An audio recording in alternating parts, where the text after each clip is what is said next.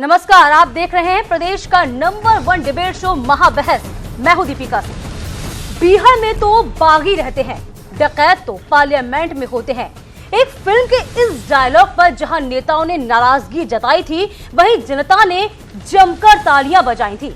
यानी उस डायलॉग पर ताली बजाने की वजह दागी नेता ही है, ये आप बखूबी समझ सकते हैं। दरअसल सियासत में शुद्धिकरण की बात सभी दल करते हैं, लेकिन दागियों को टिकट देने में भी हर पार्टी का योगदान रहता है। इंडिया जैसी संस्थाएं भी हर चुनाव के समय आंकड़े बताती हैं कि इस बार इतने दागी चुनावी दंगल में हैं। अब ऐसे दागियों को चुनाव लड़ने से रोकने का मामला देश की सबसे बड़ी अदालत जा पहुंचा तो सुप्रीम कोर्ट ने सरकार को कानून बनाने की सलाह दे दी। ये रिपोर्ट देखिए, फिर समझने की कोशिश करेंगे कि आखिर राजनीतिक दलों को ये दाग अच्छे क्यों लगते हैं।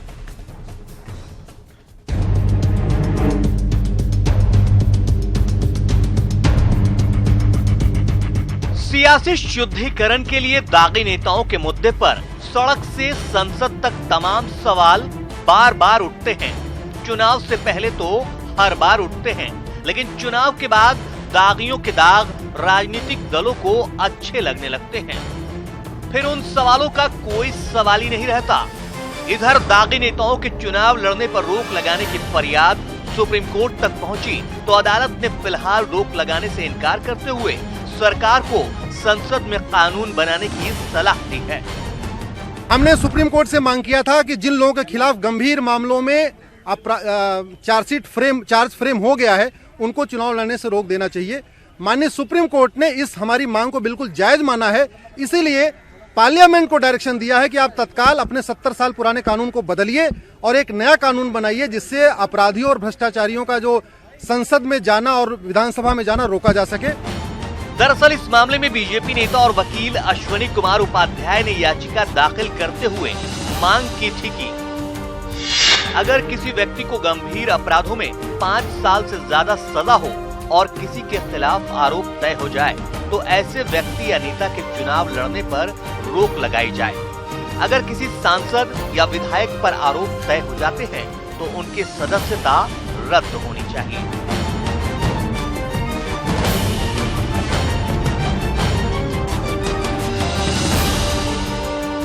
इस पर देश की सबसे बड़ी अदालत ने कहा कि चुनाव लड़ने से रोकने के लिए सिर्फ चार्जशीट ही काफी नहीं है।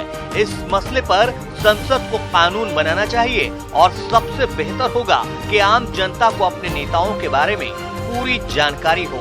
लिहाजा कोई लिहाज न करते हुए सारी डिटेल वेबसाइट पर डाली जाए, मोटे मोटे अक्षरों में छापी भी जाए।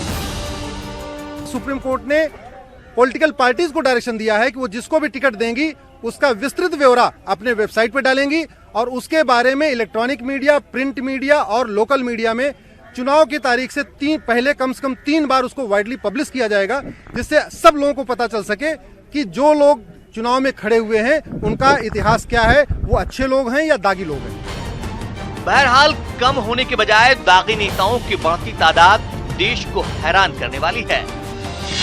33% नेताओं पर गंभीर अपराध के मामले में आरोप तय हो चुके हैं। अब इसमें कोई शक नहीं कि दागी नेताओं को टिकट देने में कोई सियासी दल कोताही नहीं बरतता।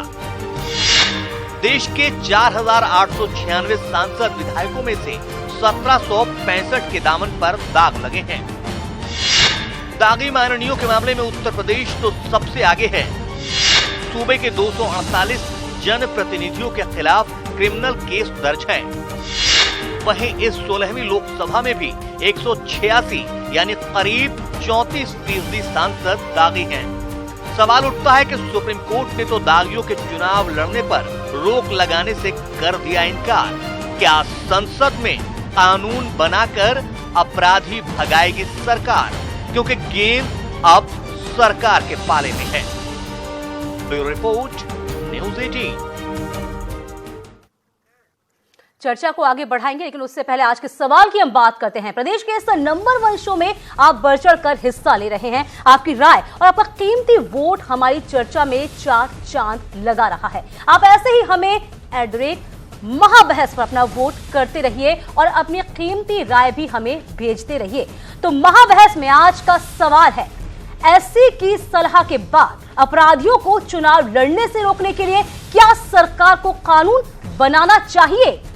तो आज का सवाल एक बार फिर, एससी की सलाह के बाद अपराधियों को चुनाव लड़ने से रोकने के लिए क्या सरकार को कानून बनाना चाहिए? इस पर आप अपनी राय दे सकते हैं @महाबहस पर। यदि आपका जवाब हाँ में है तब हाँ भी दे सकते हैं, ना भी, और यदि आप कोई राय नहीं बना पा रहे हैं तब भी आप अपनी राय रख सकते हैं।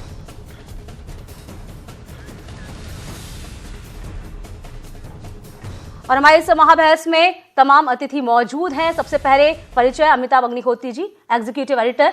इसके साथ ही हैं शलभ मणि त्रिपाठी, प्रवक्ता बीजेपी, अनुराग भदौरिया, प्रवक्ता एसपी, उमाशंकर पांडे, प्रवक्ता कांग्रेस, मोहम्मद शाहिद, प्रवक्ता सेक्युलर मोर्चा, सुरेंद्र दुबे, राजनीतिक विश्लेषक।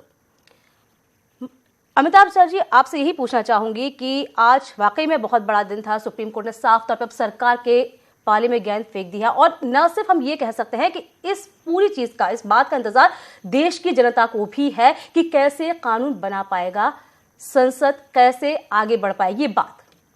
जी देखिए, मुझे लगता है आजादी के इतने बरसों बाद पहली बार एक बड़ा अवसर था देश की सबसे बड़ी अदालत के पास जी। लेकिन सुप्रीम कोर्ट ने उसमें, माननीय न्यायमूर्तियों ने ये बेहतर समझा कि कानून बनाने का काम चूंकि संविधान ने विधायिका के लिए रखा है, इसलिए ये मसला विधायिका को भेजा जाए। लेकिन एक सामान्य नागरिक होने के नाते देश के, मुझे लगता है सलाह को थोड़ा और स्पेसिफिक अगर सुप्रीम कोर्ट कर देता तो शायद ज्यादा बेहतर स्थिति बनती इस जटिल समस्या से निपटने के लिए। अभी हाल में ही एक उदाहरण हमारे सामने आया था। 3 तलाक के मसले पर भी देश की सबसे बड़ी इजलास ने संसद से ही कहा कि कानून बना के लाइए, लेकिन बहुत सीधे, सपाट और फोकस्ड ढंग से कहा ताकि बच के भागने का कोई रास्ता नहीं मिले। 3 तलाक जैसा निर्देश होता तो शायद और ज्यादा शार्प होता और ज्यादा प्रभावशाली होता। अब मसला आता है कि क्या संसद ऐसा कानून बनाएगी? %1,00,000 का सवाल। बाकी जो अश्विनी उपाध्याय की पिटीशन पर जो बाकी निर्देश हैं, मैं उन निर्देशों को मैं कुछ नया नहीं मानता। उन निर्देशों में कुछ नया नहीं। जो लोग चुनाव लड़ते हैं उनके बारे में कौन नहीं जानता, आप बताओ भाई। अतीत कहीं से चुनाव लड़ते हैं तो उनके बारे में अखबार में कुछ बताने की जरूरत है क्या? बताइए। ऐसे सैकड़ों नाम है देश भर में, बल्कि हजारों नाम है।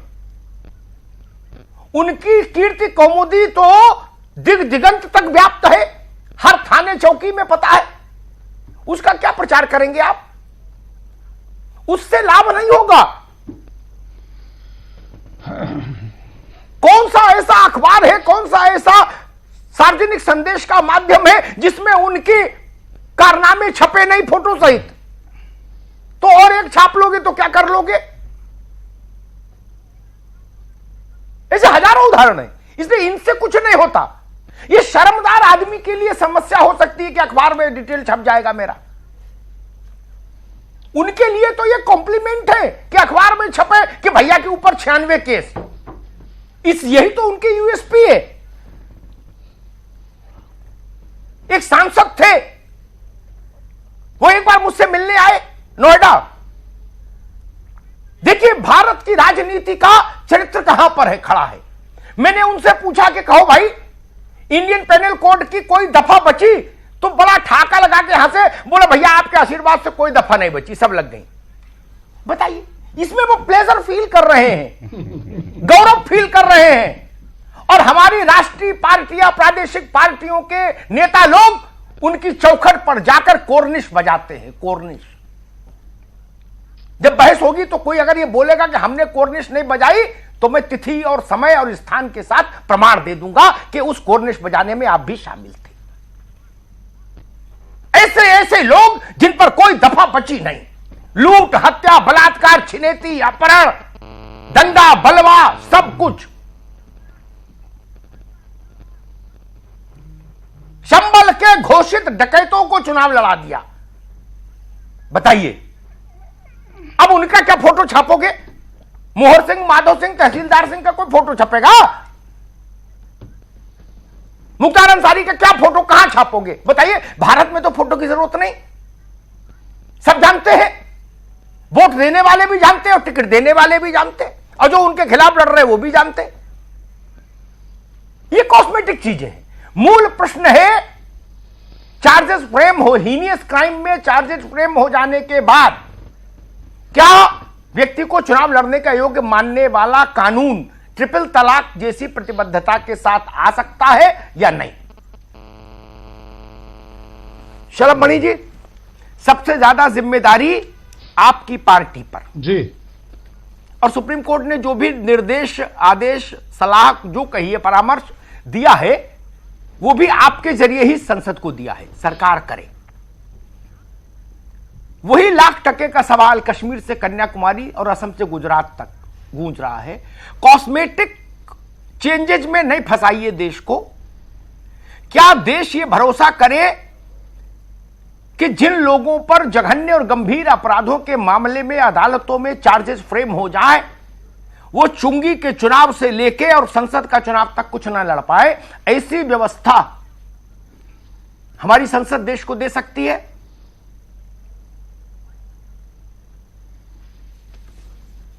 नहीं, देखिए, निश्चित तौर पर राजनीति में शुचिता होनी चाहिए, हम इसके पक्षधर हैं।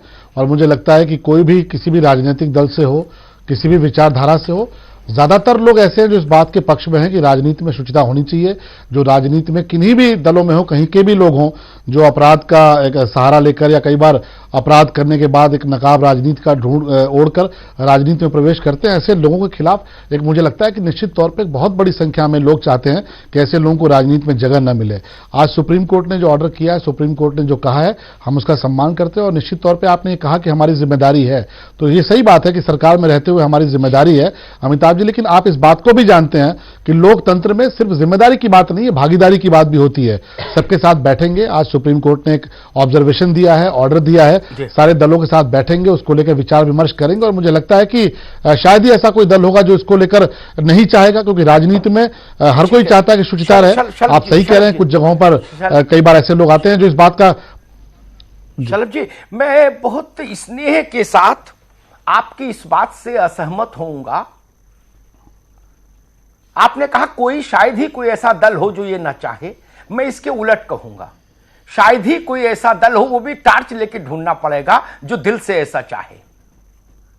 हकीकत यही है, हम भी समझ रहे हैं, तुम भी समझ रहे हो। विष्णु सक्सेना की एक कविता है ना? मुझे 10 सेकंड, सच्चाई है ये सच्चाई है शलभ जी।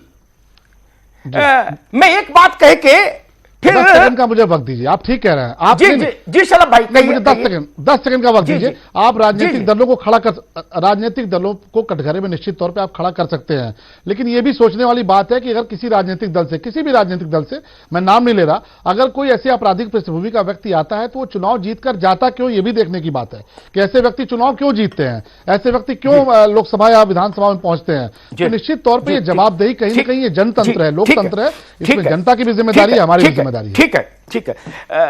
शलभ जी ने एक बड़ी मौलिक बात कही, पहले मैं उस पर एक टिप्पणी करके फिर अनुराग के पास जाऊंगा। यह तर्क स्वीकार नहीं हो सकता कि वो लोग जीतते क्यों हैं। मसला यह है कि आप ऐसे लोगों को खोज कर चिराग लेके ढूंढ के लाके लड़ाते क्यों हैं। कानून इसके लिए चाहते हैं। चीजों को इतना मत उलझाइए कि उनका कोई अर्थ ना रह जाए, मूल्य ना रह जाए, कि जनता जिताती है हम क्या करें, इसलिए हम खड़ा करते रहेंगे। नहीं, अनुराग भदौरिया, बिना किसी हिपोक्रेसी के, क्योंकि हिपोक्रेसी करने के लिए भारत के राजनीतिक जमात में मेरे ख्याल से अब कुछ बचा कहां है। हर पार्टी ने एक से एक बाहुबली लड़ा दिए, सबके आंगन में वही किलकारियां गूंज रही हैं। क्या 2018 का भारत, 2019 का भारत ऐसा सूर्योदय देखेगा जब ये नियम बन जाए? क्योंकि राजनीतिक दलों के ऊपर छोड़ेंगे तो आप लोग तो नहीं मानोगे बिना टिकट दिए, ये तो तय है। सूरज पश्चिम से निकल आए, आप लोग मानने वाले नहीं। तो क्या कानून बनाना चाहिए?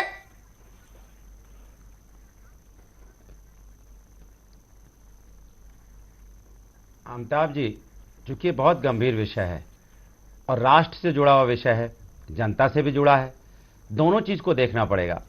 कुछ पार्टियां चाहती हैं कि देश के अंदर में अपराधी ना आ पाए।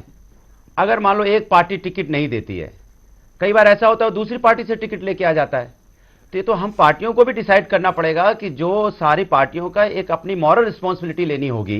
देखिए, हर चीज के लिए कानून तो बनना ही चाहिए, लेकिन हर चीज के लिए कानून बने फिर हमारी आपकी जिम्मेदारी कहां है?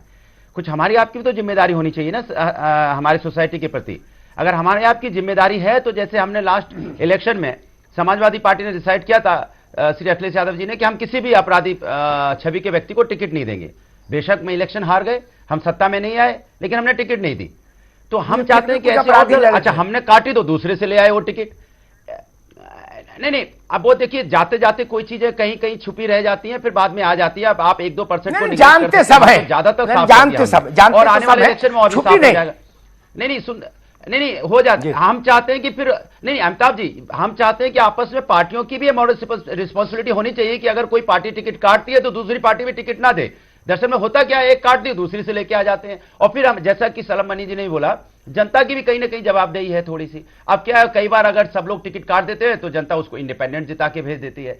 अब आपकी बात भी सही है, कोर्ट ने भी जहां तक कहा है, कुछ तो सारी जिम्मेदारी जनता की लगा दे और आप लोग खुले में कबड्डी खेलो। भदौरिया जी, ये ठीक नहीं, जनता की नहीं, ये ठीक नहीं, जनता की सारी जिम्मेदारी नहीं है। नहीं, मैंने आपको क्या बोला, आपने मेरी बात नहीं सुनी। मैंने बोला जिम्मेदारी हमारी है, लेकिन थोड़ी बहुत जिम्मेदारी तो हमारे साथियों को भी तो लेनी होगी ना। थोड़ी बहुत जिम्मेदारी सबको लेनी चाहिए। ठीक अनुराग, इस बात से सहमत, सबको लेनी चाहिए। ठीक, बिल्कुल अनुराग, आएंगे आपके पास, आएंगे, बाकी मेहमानों को बहस में ले ले। ठीक है अनुराग, अभी रुकना होगा मित्र। उमाशंकर पांडे, एक टोन राजनेता हमेशा ऐसे किसी भी नाजुक मसले पर जो दिल से उनको सूट नहीं करता, उस पर एक रास्ता लेते हैं। मैं इतने वर्षों से देख रहा, भाई एक आम सहमति बने तो फिर करेंगे। वो जानते हैं ना नौमन तेल होगा ना राधा नाचेगी। हमने महिला आरक्षण पर यही सुना, 4 प्रधानमंत्री 4 सरकारें देख ली मैंने महिला आरक्षण आज तक दिवा स्वप्न है।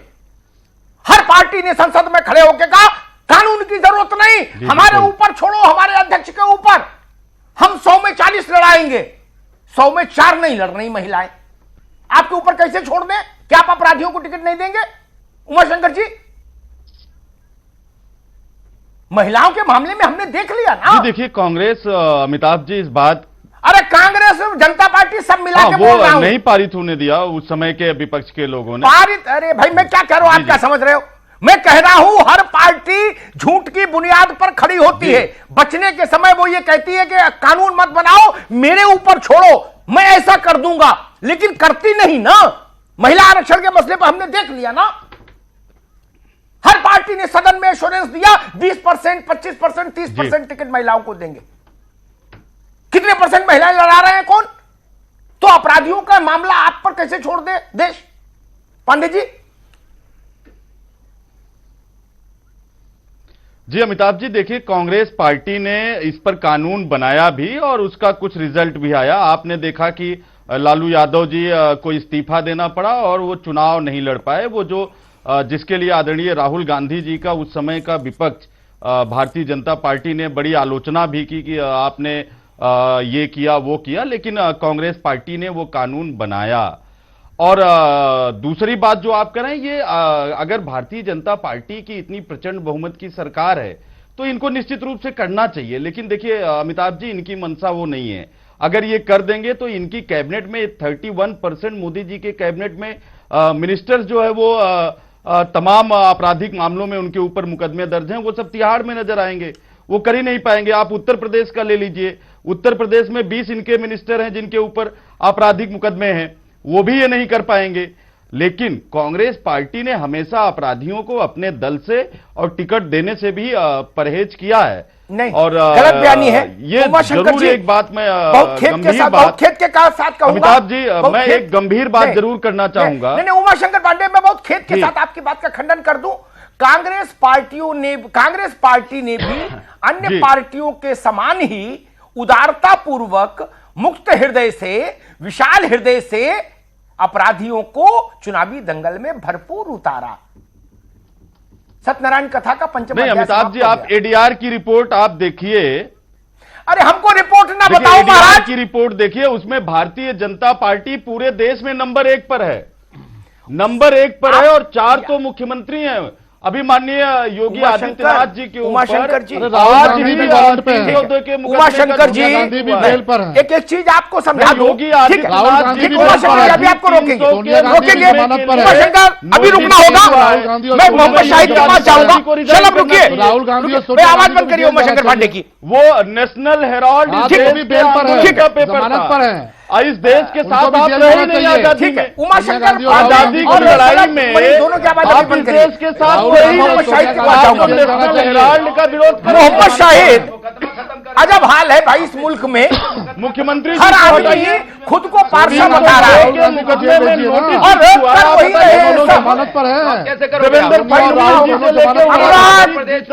सबको हटाइए, भ्रष्टाचार के मामले में जमानत पर है। रुकिए, मैं करा अनुराग भदौरिया, आपके 4 उमाशंकर देने वाली लोग हैं। 302 मैं अनुराग ऐसे बहस नहीं करूंगा।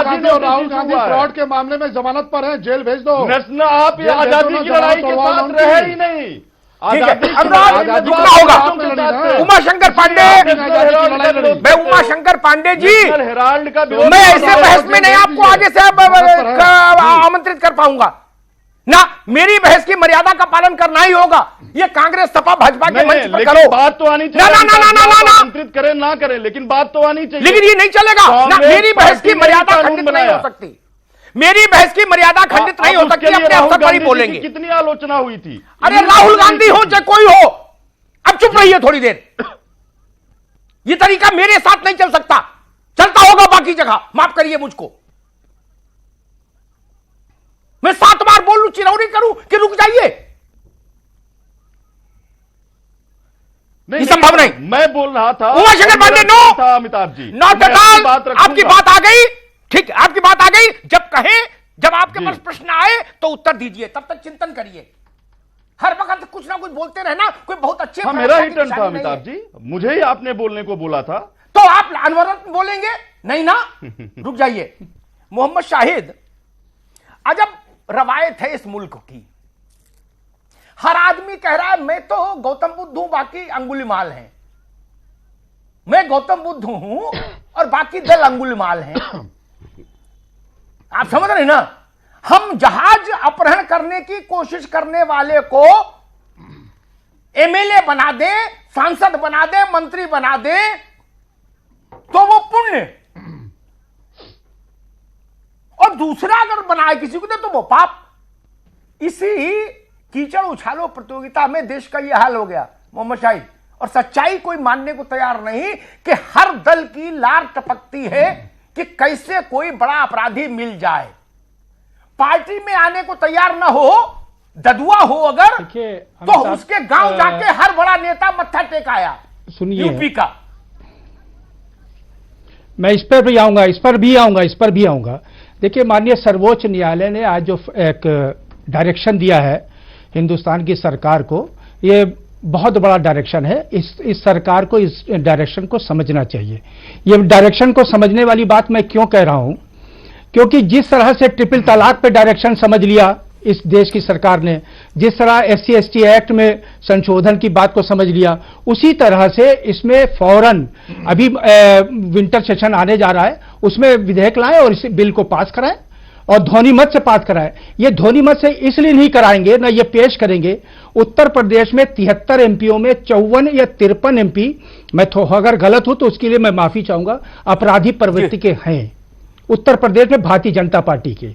और अभी आपको याद होगा एक मेघवाल था, मंत्री थे केंद्र में,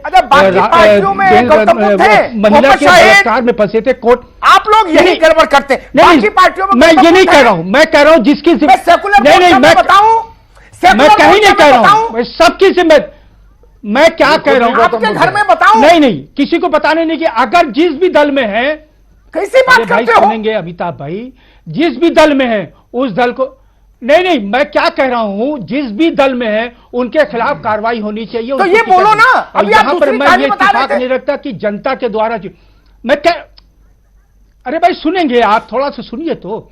जनता ये नहीं कहती कि फला आदमी को टिकट दो।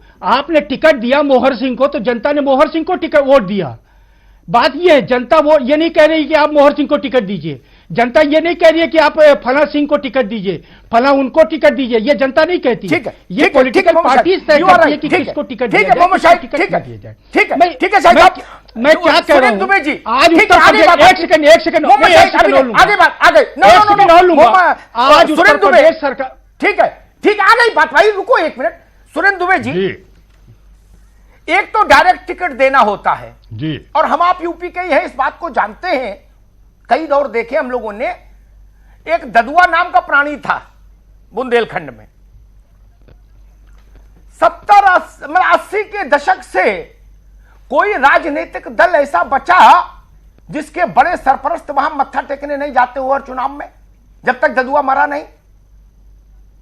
बताइए, ये एक अलग विधा है जी। एक तो डायरेक्ट एंट्री है कि आओ जिला पंचायत अध्यक्ष बनो, सांसद बनो, विधायक बनो, मंत्री बनो, और दूसरा अगर नहीं आना चाहते तो हम आपके पास आ जाएंगे सिर नवाने। क्या ददुआ का फतवा नहीं चलता था बुंदेलखंड में? क्या ददुआ के परिजनों को मंत्री और तमाम लाल बत्ती की गाड़ियां देकर उपकृत नहीं किया राजनीतिक दलों ने?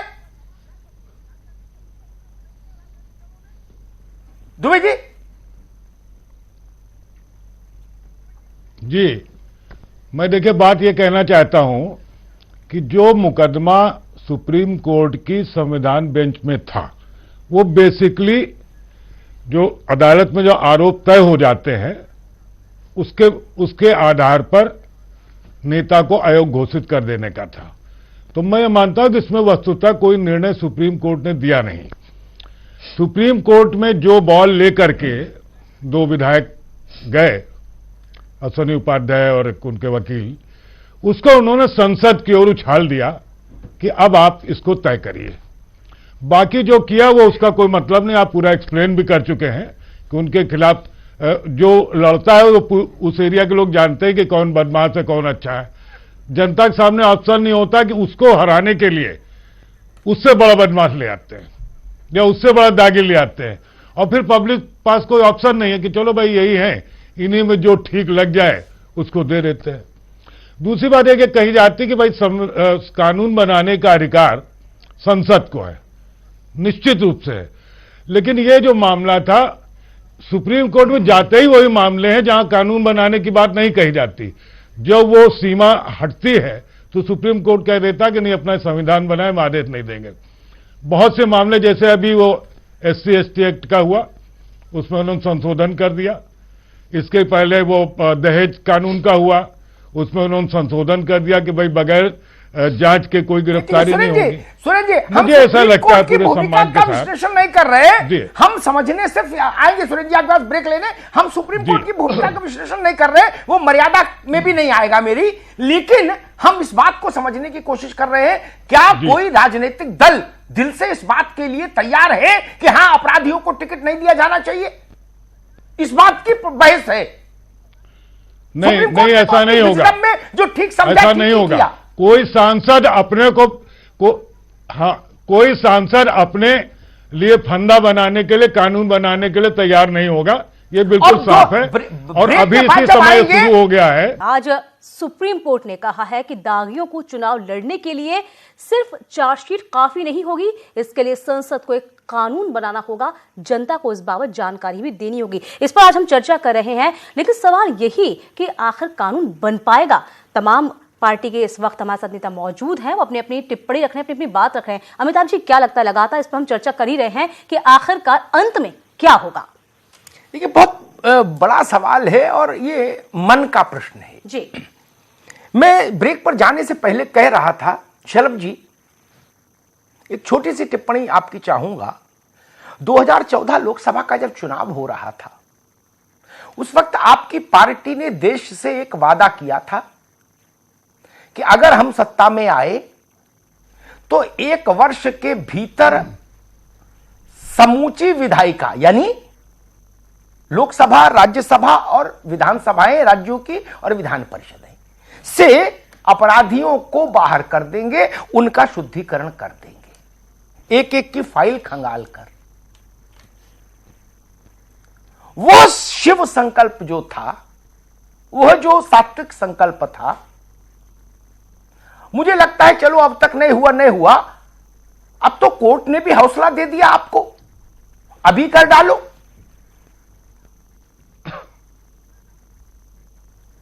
नहीं अमिताभ जी, देखिए, हमने तो शुरुआत कर दी थी, लेकिन क्योंकि ये पूरा मामला आपको पता है कि सुप्रीम कोर्ट में चला गया, और जब कोई मामला कोर्ट में जाता है तो निश्चित तौर पे कोर्ट के ऑब्जर्वेशन का और ऑर्डर का इंतजार करते हैं।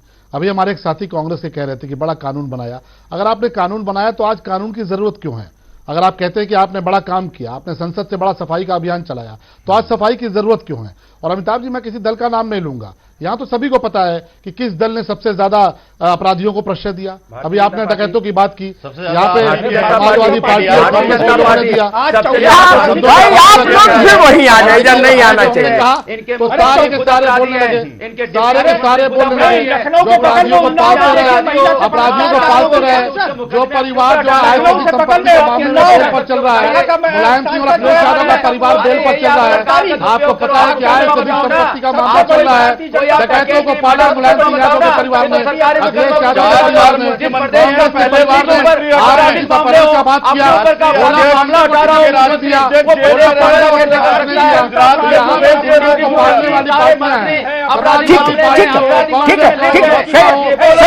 शलभ रुकिए, अनुराग आप भी रुकिए, मोहम्मद शाहिद रुकिए, उमा शंकर पांडे, क्या आपको ऐसा नहीं लगता कि अपराधी सर्वदलीय संपत्ति हो गए हैं? मैं देश भर में नहीं भी जाऊं, मैं उत्तर प्रदेश के कई बड़े अपराधियों के नाम गिना सकता हूं जो अपने जीवन काल में हर दल में पूज्य रहे, हर दल में, जवाहरलाल नेहरू की पार्टी में भी और राम मनोहर लोहिया जी की पार्टी में भी कोई दल छूटा नहीं। आप खंडन करो तो मैं नाम दे दूंगा। बताओ उमा शंकर जी, संक्षिप्त टिप्पणी। दीनदयाल उपाध्याय की भी पार्टी, अमिताभ, हाँ उनकी पार्टी भी, उनकी भी, सबकी जी। बस इतने पर टिप्पणी दीजिए, समय कम है। अमिताभ जी, अगर राजनीति में कोई बुराई हो तो उसको कानून बना के दूर किया जाना चाहिए। कांग्रेस ने तो वही किया, कांग्रेस ने कानून बनाया। मैंने पूछा क्या, आप जवाब क्या दे रहे हो? भी कोर्ट से 2 साल से ज्यादा की भाई, ये तो मैंने पूछा नहीं मित्र, मैंने पूछा, जवाब, सवाल क्या उसका तो जवाब दो। और कांग्रेस ने कानून बनाया जी। अच्छा ठीक है, अब मैं आप जवाब नहीं दे पाएंगे, छोड़ दीजिए। अनुराग भदौरिया, वही सवाल जो उमा शंकर पांडे से मैंने पूछा, क्या अपराधी ऑल पार्टी एसेट है? अनुराग, क्या अपराधी ऑल पार्टी एसेट है? सबके दुलारे हैं, सबकी आंखों के तारे हैं? आप कहो नहीं तो मैं आपको भी उदाहरण दूं, बोलो। देखिए, समय कम है मित्र, लंबा तकरीर नहीं, सिर्फ इतने पर जवाब। मैं बता रहा हूं, नहीं, समाजवादी पार्टियों ने अपराधियों के टिकट काटे। जब अपराधियों के टिकट काटे, अपराधी जाके दूसरी पार्टी से ले आए। किससे? भारतीय जनता पार्टी से। और इनके मुख्यमंत्री जिन पे इतने मुकदमे हैं वो अपराधियों की मदद नहीं करेंगे, किसकी मदद करेंगे? मैं इनसे पूछना चाहता हूं कि आपके मुख्यमंत्री पर आपराधिक मामले में चैलेंज करता हूं, हमारे मुख्यमंत्री पर आपराधिक मामले बताइए, आप नहीं बता पाएंगे। आपके मुख्यमंत्री पर आपराधिक मामले हैं, आप अपराधियों को बचाने का काम करते हैं। गोरखपुर से खुद जीते हुए कई लोग हैं, कई विधायक है जिन्होंने अपनी मदद से जिताया है, कई ऐसे विधायक है जो आपराधिक मामले में है, इन्होंने अपनी मदद से जिताया। बाद में राज्यसभा आपकी बात आ गई, शलभ आपकी बात आ गई, उमाशंकर आपकी बात आ गई। अब मैं चलूंगा मोहम्मद शाहिद के पास। मोहम्मद शाहिद, वही सवाल आपसे। मोहम्मद शाहिद, पहले सवाल तो सुन लो, उतने पर ही बोलना है, समय बहुत लंबा नहीं मेरे पास। सिर्फ प्रश्न इतना है, क्या अपराधी सभी पार्टियों के दुलारे हैं? मोहम्मद शाहिद, ठीक है, शलभ रुकना होगा। मोहम्मद शाहिद, देखिए वही प्रश्न, क्या अपराधी सभी पार्टियों के दुलारे हैं? अगर है तो होना नहीं, अपराधियों को बिल्कुल पूरी तरह से हर पार्टी को निगलेक्ट करना चाहिए, किसी तरह का टिकट नहीं देना चाहिए। एक मैं पीछे कहूंगा, आप भारतीय जनता पार्टी का किरदार देखिए। मुलायम सिंह जी के खिलाफ देश का सबसे बड़ा डकैत मोहर सिंह को क्यों चुनाव लड़ाया? भारतीय जनता पार्टी की सोच हमेशा अपराधियों को बढ़ावा देने के लिए। लखनऊ के बगल में उन्नाव है, उन्नाव के जो सांसद, मेरे ख्याल से मोहर सिंह नहीं थे। माफ कीजिएगा, पता ही नहीं है। 4 दिन माफ कीजिएगा, तहसीलदार सिंह डकैत से बड़े डकैत थे देश के, और साक्षी महाराज बगल में एक महिला के बलात्कार में बचे हुए सारे अपराधी तो भारतीय जनता पार्टी डिबेट शुरू करी। मैंने तभी कहा अमिताभ भाई, मुख्तार और नहीं कल्याण सिंह जी के साथ थे, वो सारे कल्याण सिंह जी के साथ थे। अरे सोनिया गांधी, राहुल गांधी बेल पर है, मामले में बेल पर है। सोनिया गांधी और राहुल गांधी जो है जेल पार्टी के नेता। माननीय सर्वोच्च न्यायालय ने कहा है, क्यों नहीं पारित करते?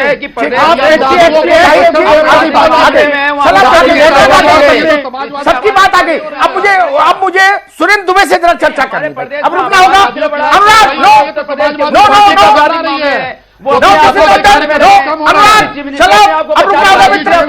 सुरेंद्र दुबे,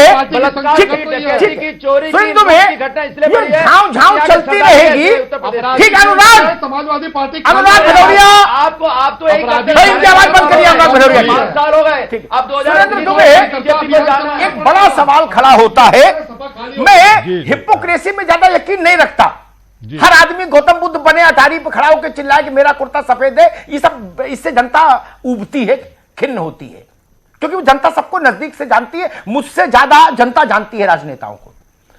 मैं प्रतीक की बात करता हूं तो उदाहरण देकर, ताकि समझ आए जनता को और राजनेताओं को भी थोड़ी शर्मिंदगी हो। गोरखपुर में एक बड़े नामी पंडित जी हैं, वो इस उत्तर प्रदेश में सक्रिय हर दल के साथ रह चुके, मंत्री रह लिए, विधायक रह लिए, एमएलसी रह लिए, जलवा जलाल रह लिया, मंत्री रहे। बताओ कोई बचा क्या सुरेंद्र जी? हर दल में नहीं। फिर कैसे ना कहूं कि अपराधी सबके दुलारे? दुबे जी, मैं इतिहास बता दूं, कितने मुख्यमंत्रियों के साथ वो मंत्री रहे हर पार्टी में। सबके दुलारे हैं और मुलायम सिंह जी के साथ नहीं रहे, मुलायम सिंह जी के साथ नहीं रहे, सबके दुलारे हैं इस तरह के लोग, और सबकी मजबूरी। मुलायम सिंह के साथ कौन कौन रहे वो बताओ। पिछले 15-20 बीच में ऐसे मत मेरी बात काटिए शाहिद जी। मैं अभी बता दूंगा मुलायम सिंह जी के साथ कौन कौन रहे, तो चेहरा खराब हो जाएगा। चेहरा खराब हो जाएगा आपका। वो दूसरा सवाल है जिनका आप नाम, चेहरा खराब हो जाएगा, मैं नाम बता दूंगा। तो जिनका आप जिक्र कर रहे हैं, मैं उनकी बात कर रहा हूं। इटावा और फर्रुखाबाद में ज्यादा दूरी नहीं, मुझे मत समझाइए। इटावा और फर्रुखाबाद में ज्यादा दूरी नहीं, आप दूर रहते होंगे, मैं बहुत नजदीक रहता हूं। नाम लिया है, यहाँ उनकी बात हो रही है। ठीक है सुरेंद्र, मैंने तो नाम ही नहीं लिया किसी का, आप काहे परेशान हो? गोरखपुर के नाम लिया, मैंने तो नाम ही नहीं लिया। गोरखपुर में 1000 पंडित होंगे, अकेले हैं क्या कोई? आप काहे परेशान हो गए? यही पीड़ा है, बिना नाम लिए भी परेशानी हो जाती है नेताओं को। सुरेंद्र दुबे, दाढ़ी में तिनका है ना ना, दाढ़ी की तिनका आपके है, दाढ़ी में तिनका नहीं है। आपके साथ बड़े बड़े माफिया देश के आपके साथ। दाढ़ी के और देखिए सारे, ये देखिए लुटेरे, दाढ़ी में तिनका नहीं है, जिनके राष्ट्रीय अध्यक्ष जेल में रहते हैं, सोनिया गांधी और राहुल आज भी एक ठीक है, सुरेंद्र दुबे कुछ कहना चाहते हैं तो कहिए, मेरे पास सिर्फ एक आधा मिनट है। सोनिया राहुल ने ये सारे लुटेरे प्रधानमंत्री के राज के कोई और कहने की जरूरत नहीं है। दाढ़ी में आज आर्थिक लुटेरे ये दाढ़ी में प्रधानमंत्री के राज के उत्तर प्रदेश का कोई नहीं है, उत्तर प्रदेश का कोई। चलिए, मुझे लगता है आप जनता की राय बता दें, जनता की राय बता दें। हमारी बात ना सुनो, जनता की तो सुनो, वो तो मालिक है इस देश की, वो क्या कह रही वो तो सुन लो भाई। दाढ़ी में तिनका लिए घूम रहा है। संपादी टिप्पणी से पहले अब वक्त है आज के सवाल पर वोट के रिजल्ट का। आज का हमारा सवाल था कि सुप्रीम कोर्ट की सलाह के बाद अपराधियों को चुनाव लड़ने से रोकने के लिए क्या सरकार को कानून बनाना चाहिए। इस पर लोगों ने भरपूर वोट किए हैं और परिणाम आपकी टेलीविजन स्क्रीन पर है। तो आज के सवाल पर आपको बता दें, जो वोट किए हैं 97% ने कहा है हां, 3 ने कहा नहीं और पता नहीं 0 ने कहा, यानी कि लगभग सभी लोगों ने, यूं कहें कि सभी लोगों ने अपनी राय रखी है। तो इसमें कोई अतिशयोक्ति नहीं है। अमिताभ जी, आंकड़े इस वक्त आप खुद देख पा रहे हैं, क्या कुछ आंकड़े कह रहे हैं? देखिए, ऐसा बहुत कम होता है जब पता नहीं कि खाने में 0 आ जाए। बिल्कुल, यहां तो झांव झांव कर सकते हैं, शलभ जी अपनी झांव झांव, वो अनुराग भदौरिया अपनी, उमाशंकर पांडे अपनी, ये सेकुलर मोर्चा अपनी कर सकते हैं। 1 घंटे का शो है, समाप्त हो ही जाएगा, कोई दिक्कत नहीं। लेकिन जनमन को भी समझिए। 97% लोगों ने क्या कहा कि अपराधियों को रोकिए, कानून बनाइए। और ये जनता के साथ वादा था। 70 साल से ज्यादा की आजादी हो गई और इतने महत्वपूर्ण मसले के लिए हमको सुप्रीम कोर्ट जाना पड़े और बाद में सुप्रीम कोर्ट कहे नहीं आप ही करो। ये शर्मिंदगी की बात नहीं है क्या? मेरे लिए तो है, राजनेताओं के लिए नहीं हो, वो बड़े लोग हैं, हमारे जैसे छोटे लोग जो इस देश के नागरिक हैं, उनके लिए तो शर्मिंदगी की बात है। सोचिए, जिनके हाथ में हमने कानून बनाने की ताकत दी है, वो बलात्कार और अपहरण जैसे मामलों में सजा अदालत के चक्कर लगा रहे और माननीय भी बने हुए हैं। एक बात कहूं, बात थोड़ी कड़वी हो जाएगी लेकिन कहूंगा जरूर, मेरे दिमाग में कौंध गई तो बोलूंगा जरूर। बहुत पीछे मत जाइए, मैं पार्टी का नाम नहीं लूंगा, नहीं फिर जाओ जाओ शुरू हो जाएगी चीख पुकार। बहुत पीछे नहीं जाऊंगा, थोड़ा सा फ्लैशबैक में अगर आप जाएंगे, एक मंत्री थे, वो बलात्कार के मामले में लाल बत्ती पर लेकर कचहरी पहुंचे थे, तब मैंने वो मसला उठाया था। खैर बाद में वो हटाए गए दबाव में। क्या लोकतंत्र के लिए इससे बड़ी शर्मिंदगी का दिन हो सकता है कि निर्वाचित सरकार का मंत्री बलात्कार के मामले में जमानत लेने पहुंचा हो लाल बत्ती से और साथ में 20 पुलिस वाले? क्या सोचते होंगे आमजन?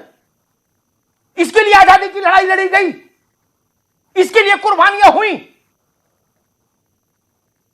कि राजनीतिक प्रतिष्ठान ददुआ की खटिया पर जाके मत्था टेक दे, इसके लिए आजादी आई थी। क्या गलत कह रहा हूं कि चिट्ठी जारी नहीं होती थी बुंदेलखंड में? मुहर लगेगी फलाने पर, नहीं तो लाश मिलेगी घाटी पर, क्या जारी नहीं होते रहा? क्या राजनीतिक दलों के मुखिया ऐसे अपराधियों के सामने बिल्कुल साष्टांग दंडवत की भूमिका में नहीं आ जाते हैं कभी कभी? ये स्थितियां हैं। और अगर मैंने कहा सर्वदलीय दुलारे हो गए अपराधी, तो उसके 10 साक्ष्य दिए और 50 और दे सकता था। अतीत को हम दुरुस्त नहीं कर सकते, लेकिन वर्तमान को सुधारकर भविष्य की सुरक्षा कर सकते हैं। मैं निवेदन करूंगा सभी राजनीतिक दलों से। बहुत हुआ। नए भारत में इस बीमारी को साथ लेकर मत जाइए, इस बीमारी को छोड़िए। कम पढ़ा लिखा आदमी मंजूर विधानसभा में, अपराधी मंजूर नहीं, गरीब मंजूर, चोर मंजूर नहीं। एडीआर की रिपोर्ट क्या कहती है? और जो साइकिल पर ये पैदल घूमा करते थे, रिक्शे पर घूमा करते थे, वो नेता बनते हैं तो 2 साल 3 साल के भीतर मर्सिडीज पर चलने लगते हैं। ये कहां से आती है संपत्ति? ये कौन सा महालक्ष्मी मंत्र है जो सिद्ध कर लेते हैं? इसी उत्तर प्रदेश में दूर मत जाइए। मेरी बात शायद अनुराग भदौरिया समझेंगे और शायद मोहम्मद शाहिद भी समझेंगे, अगर समझना चाहेंगे तो। एक सज्जन थे, वो चूहे मार दवा बेचा करते थे, डुगडुगी बजा के साइकिल पर। बाद में एक जांच हुई, मंत्री बने, उस जांच में बताया गया 10,000 करोड़ से ज्यादा की संपत्तियां हैं। ये कहां से आ गए? तनख्वाह तो हमको मालूम है आपकी, विधायक जी। स्टेट बैंक में जो तनख्वाह आती है वो मालूम है। ये कुर्ते में कलफ कहां से लग रहा है? जनता ये भी जानना चाहती है। ये अवसर दिया है सुप्रीम कोर्ट ने, इस अवसर का उपयोग होना चाहिए। इससे जरूरी काम देश में कोई दूसरा नहीं कि कानून बनाने वाले मंदिर में केवल पुण्यात्माएं हो, केवल सत्यनिष्ठा के साथ जीवन जीने वाले लोग। तपस्वियों को जाना चाहिए, जिनके हृदय में भारत के आम आदमी के लिए की पीड़ा का स्पंदन हो। लूट का लाइसेंस लेने वाले सांसद और विधायक नहीं होने चाहिए। धन्यवाद। वाकई में अब राजनीतिक दलों को समझना होगा कि दाग अब उनको अच्छे नहीं लगने चाहिए, एक कानून की जरूरत बननी चाहिए। बहुत शुक्रिया आप सभी का हमारे इस चर्चा में शामिल होने के लिए। इसी के साथ महाबहस में आज के लिए इतना ही, लेकिन न्यूज़ 18 पर खबरों का सिलसिला लगातार जारी।